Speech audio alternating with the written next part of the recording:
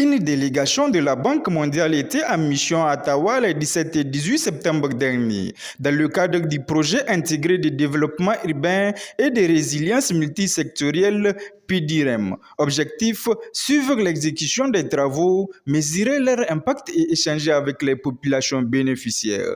Conduite par Marlo, expert en gestion des risques de catastrophes et chef d'équipe du projet, la mission comprenait plusieurs spécialistes en sauvegarde sociale, en développement urbain, en gestion des catastrophes et en environnement. Elle était accompagnée par l'unité de gestion du projet. Dès leur arrivée, les responsables de la mission de la Banque mondiale ont exposé les grandes lignes de leur mission à l'administrateur délégué de la ville d'Ottawa avant de descendre sur les sites d'intervention. Première étape, le quartier Guébanzogui, dans l'arrondissement communal 2 d'Ottawa. Ici, les travaux de drainage sont déjà achevés à 100%. Une chaussée drainante de 90 mètres linéaires, un dallo quadruple, mais aussi des gabions, un bassin de dissipation et des descentes d'eau. Montant global, plus de 222 millions de francs CFA hors taxes exécutés par l'entreprise Farouk Aboubakar Moussa Di Bakala. Cap ensuite sur la zone de Malala. Ici aussi, le chantier est exécuté par l'entreprise Farouk Aboubakar Moussa Di Bakala. Objectif, améliorer l'assainissement avec près de 787 mètres de chaussée drainante, un collecteur de 1050 mètres et 2 caniveaux latéraux. Coût total des travaux, plus de 610 millions de francs CFA hors taxes.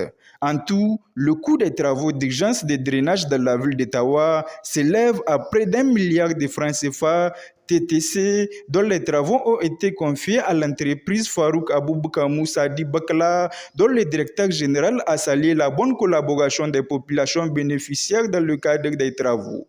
La mission a ensuite visité à Nasarawa le centre de santé intégré de type 2 flambant neuf, construit par PDREM pour un montant de 320 millions de francs CFA TTC. Le centre comprend une maternité, une unité de soins, des logements pour le personnel, 2 hangars, des latrines, un brûleur et un mur de clôture de plus de 300 mètres. Enfin, l'école primaire Aéroport 3 a constitué la dernière étape de cette série de visites, où un bloc de 3 classes entièrement équipées a été réalisé pour un montant total de 31 millions de francs CFA TTC.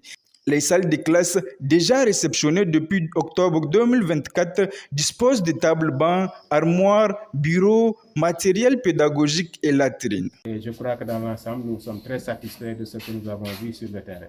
Maintenant, il y a des engagements forts qu'il faut tirer, ou en tout cas des enseignements forts qu'il faut tirer. C'est que toute cette infrastructure sera bientôt héritée par la municipalité. Donc, il faut qu'elle se prépare à avoir les moyens techniques, les moyens humains, les moyens financiers pour pouvoir assurer l'opération et la maintenance de ces infrastructures.